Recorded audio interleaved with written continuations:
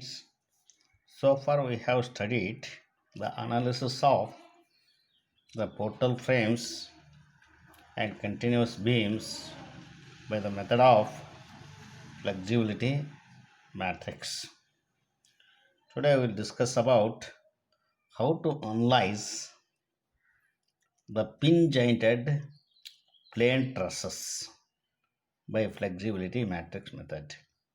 Here, you know that truss is a structural element made up of the long slender members connected end to end, joined by either using the rivets or the nuts and bolts.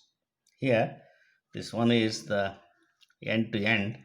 Three members are connected and is subjected to loads at the joints only. Here, this one, three members are connected.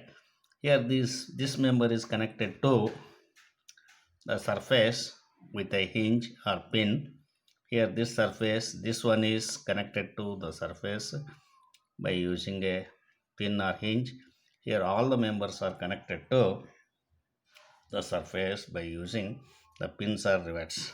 Here, similarly, here also, and is subjected to loads. Here, this one is the truss which is having 1, 2, 3, 4, 5, 6 members connected like this. Here, this one is on hinge, this one is on roller. Here, this one, here this is resting on hinge and roller. First, we have to calculate the degree of redundancy. The degree of redundancy means DOR equals here by using the equation m minus 2j minus r. We have studied m equals 2j minus r. That one is the perfect stress. If m is greater than 2j minus r, that is the redundant truss. If m is less than 2j minus r, that is deficient truss, that we have studied. Here m is the number of members, m is the number of members, j is the number of joints, and r is the number of reactions at the supports. You know that in this truss it is resting on the hinge, and at the other end it is resting on the roller support. Here at roller support, usually the number of reactions are only one, which is normal to the direction of the roller. Here the number of unknown reactions are 1.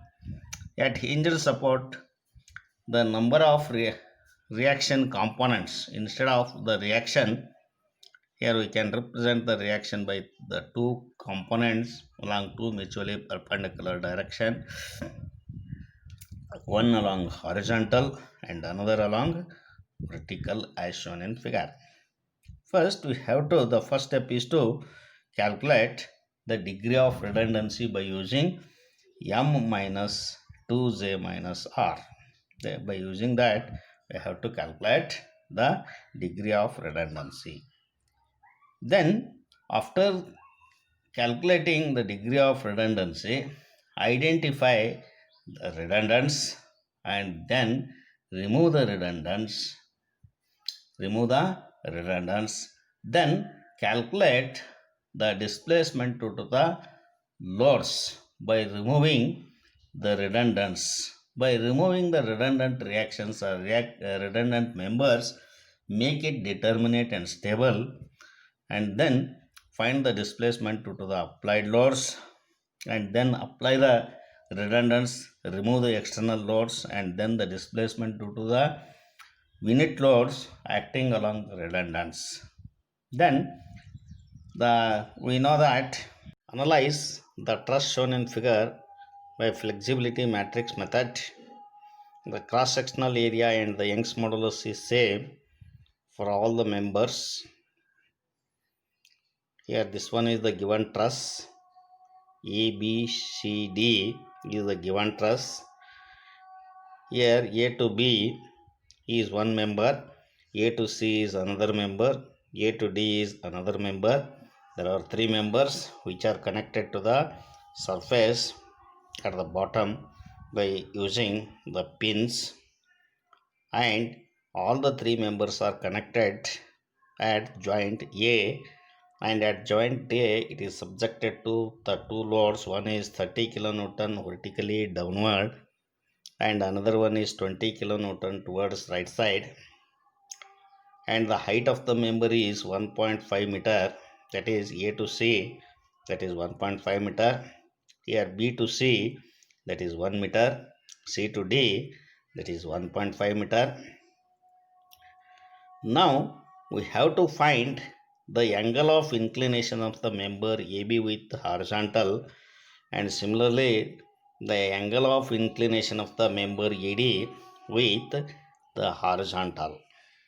Here consider theta 1 and theta 2 are the angle of inclinations as shown in figure.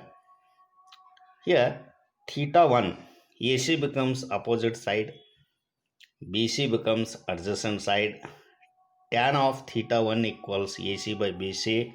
Therefore theta 1 equals tan inverse of AC by BC. AC equals 1.5 and BC equals 1. Tan inverse of 1.5 by 1, that is 56 degree 30 minutes. Theta 1 equals tan inverse of 1.5, that one is 56 degree 30 minutes.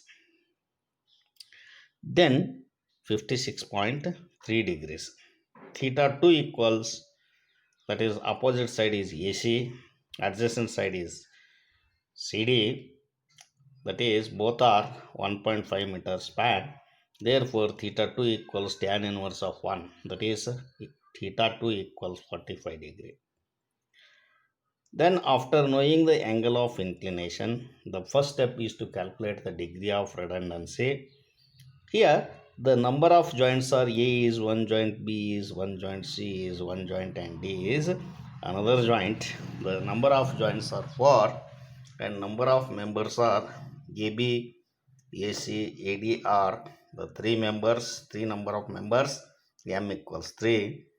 Here at BCD the members are connected by using the pins or hinges. Then at hinge the number of reaction components are 2. Therefore the total number of unknown reactions are 3 hinges multiplied by 2 number of unknowns, that is total number of unknowns are 6 at supports. At supports the support reactions are 6 numbers. Then the degree of redundancy or degree of indeterminacy is given by the equation m minus 2j minus r inside of the bracket 2j minus r.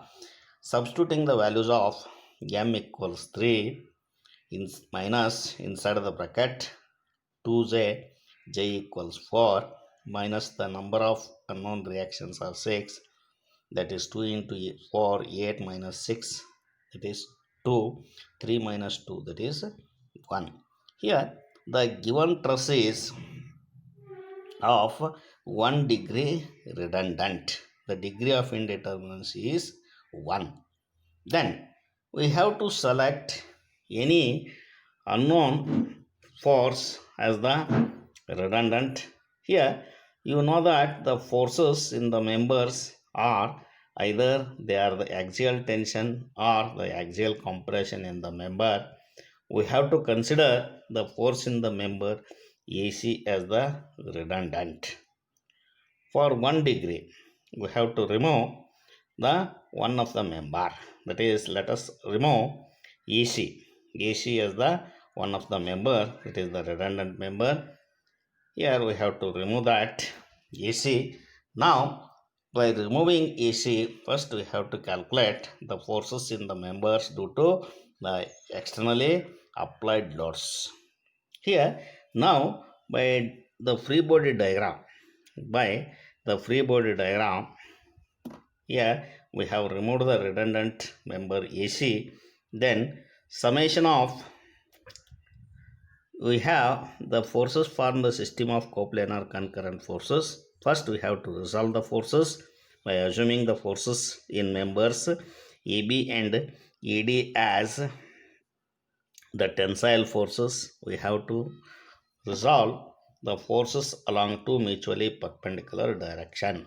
Here, the component of the forces along x-axis or horizontal direction, if we resolve AD into two components along x-axis, that is FAD cos theta 2, that is towards right side.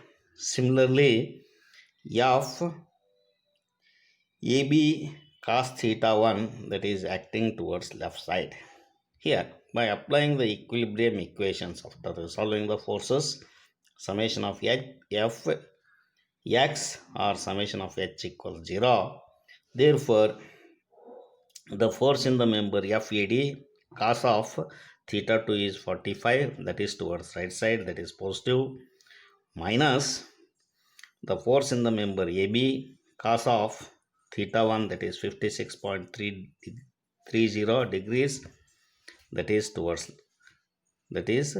left side, and then plus 20, that is towards right side, that equals, here if you bring the 20 kilonewton outside, that becomes negative. That is summation of h equals FAD cos, that equals 0, that is FAD cos 45 minus FAB cos 56.3 degree, that equals minus 20 kilonewton, that is we will get an equation 1. Similarly, summation of the forces in vertical direction. Here, the components of the both the forces AD, force in the member AD, and AB are acting vertically downward. Therefore, summation of the forces in the vertical direction equals 0. All the forces are acting in vertically downward direction. That is minus FAD sine theta 2, that is FAD sine 45, minus FAB sine theta 1, that is FAB sine of 56 degree 30, 56.30 degrees, that equals, that is minus 30 is removed, bring outside, that becomes plus 30, that equals 30. Here again you will get an equation in terms of the unknowns. Then here, by solving the above two equations, that is we will get the force in the member ED as minus 33.94 kilonewton. Similarly, the force in the member AB as minus 7.21 kilonewton. Here we have assumed the forces as tensile, but here we have got the negative sign. That is, our assumption is wrong. Now, the third step is remove all the external forces and applying the unit force along the redundant member AC. Now, as shown in figure, we can apply the unit load along the member AC. Then again, by resolving the forces and applying the equilibrium equation, here due to the unit load applied in the direction of the redundant, by applying the equilibrium equation, summation of fx equals 0 or summation of h equals 0. Here we can assume the force in the member AD as tensile by resolving along the horizontal direction, that is UAD cos theta, that is UAD cos 45, that is towards right side.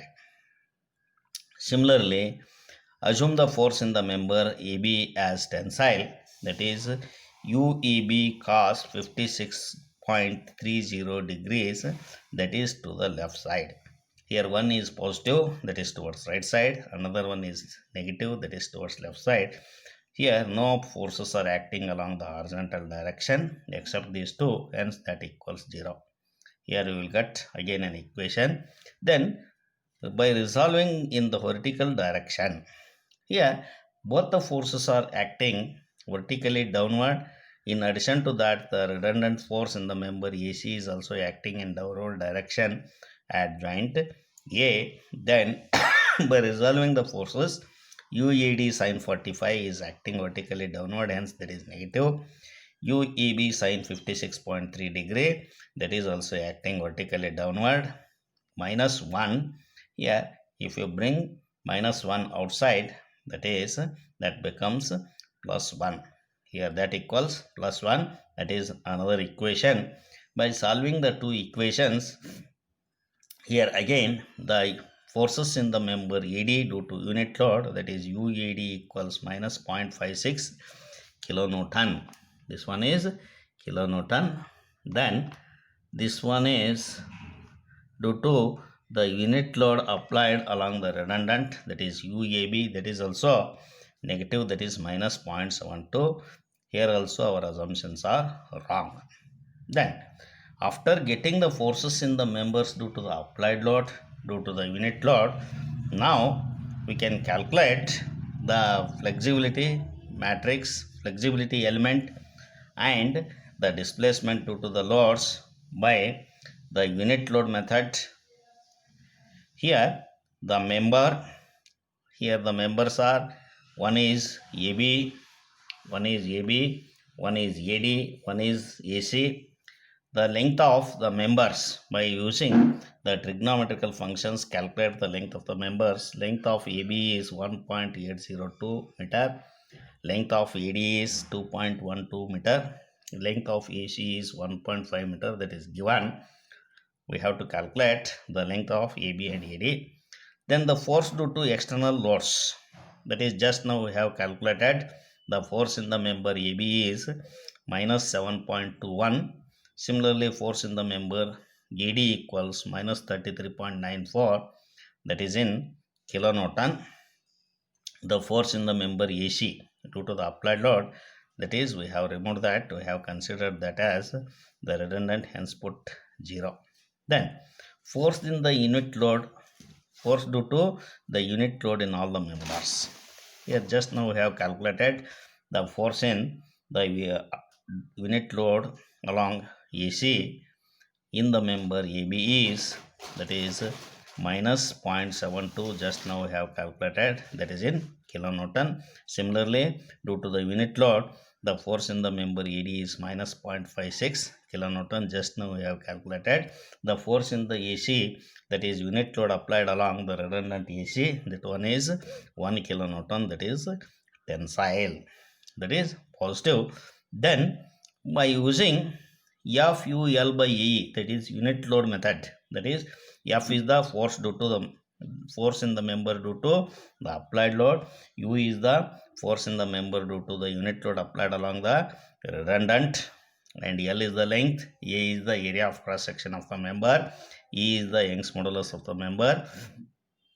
Here we have to assume that AE is constant, then FUL by AE. Here F we know, U is known, L is known. Then by substituting the values, that is for member AB, FUL by AE is 9.35 by AE. Similarly, U square L, U into L by AE, that is here that one equals 0.93 by AE. Similarly, in the next member, that is FUL by AE equals 40.29 by AE. Here for U square L by AE, that one is 0.66. Then for AC, FUL, F is 0, therefore this one is 0. U square L by AE, that one is 1.5. Then to get the displacement due to the loads, then the summation of FUL by AE, that one is here by adding all these things in the member AB, AC, ED, that is delta L, or the displacement due to the loads, external loads, that one is 49.64, that is 49.64 divided by AI, divided by AE. Then U square L by AE, that is summation equals, that is the flexibility element. Here only one member is there, that is one of the flexibility element, that is 3.09 by AE. Now we know that the redundant matrix is given by inverse of the flexibility matrix. into the displacement due to the sinking and settlement of the support minus the displacement due to the applied loads, that is vector due to the displacement due to the applied loads. Here the redundant member, force in the redundant member is given by FAC, that one equals inverse of flexibility matrix. Here there is only one flexibility element, that is 3.09 by AE. Inverse of that one is EE divided by 3.09. Here we have written 3.09, inverse of that one. The displacement due to sinking and settlement is 0. The displacement due to applied loads, that is 49.64.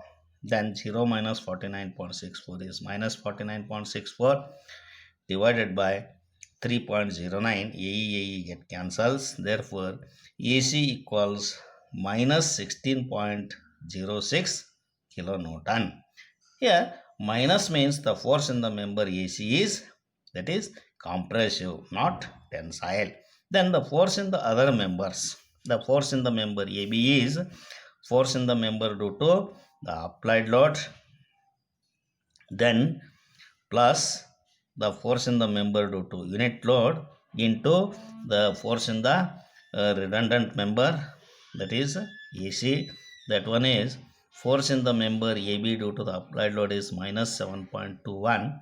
The redundant, just now we have calculated, force in the redundant member is minus 16.06 due to the unit load, that is minus 0.72 along AB. Then by simplification here you will get 4.35 kilonewton, that is tensile, that is tensile.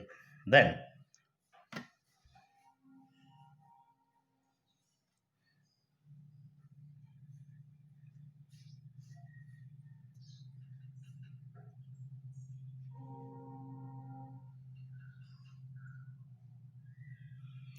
here the force in the member ED, that one equals force in the member due to the applied load, that is minus 33.94 plus the force in the redundant, that is minus 16.06 into the force in the member due to the unit load, that is minus 0.56.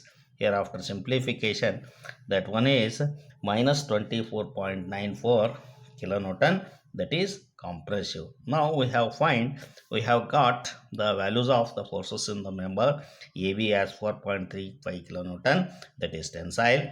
Force in the member AD as minus 24.94 kilonewton, that is compressive. Similarly, force in the redundant member AC is minus 16.06 kilonewton, that is compressive. We will continue in the next video.